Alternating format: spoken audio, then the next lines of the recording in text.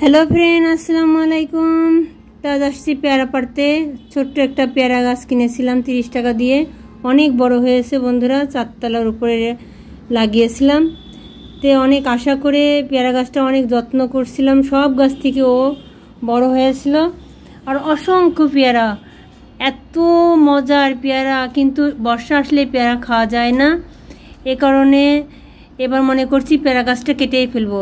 তো দেখতে পাচ্ছেন আপনারা কত তরতাজা, ছাদের উপরও কিন্তু এত সুন্দর পেয়ারা গাছ হয়। আর প্রায় 1 বস্তা মতো পেয়ারা আমি পারছি, আর একটি পেয়ারাও খেতে পারিনি। মনের দুঃখে এবার আমি এই পেয়ারা গাছটা কেটে ফেলছি। শুধু গোড়াটা রাখবো, দেখা যাক পরবর্তীতে ভালো ফলাফল পাওয়া যায় কিনা। পেয়ারা তো বর্ষার সময় একটুও খাওয়া যায় না।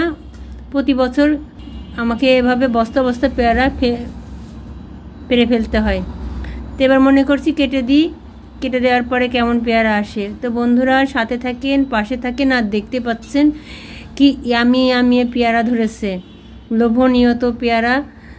এই পেয়ারাগুলো দেখলে পরে এমনি লোভ চলে আসে, কিন্তু খেতে পারি না। তাই কমেন্ট চাইছি বন্ধুরা, যে আপনারা আমাকে কমেন্ট করবেন যে আমি গাছটা যদি ছোট করে ফেলি পরবর্তীতে এভাবে পেয়ারা পোকা হবে কিনা। তো অবশ্যই ভালো কমেন্ট করবেন, আমাকে উপকৃত করবেন।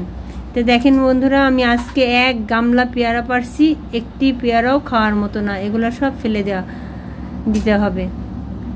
ভালো থাকবেন, সুস্থ থাকবেন, পাশে থাকবেন, আর সুন্দর সুন্দর কমেন্ট করবেন, যাতে আপনাদের কমেন্টে আমি উপকৃত হই।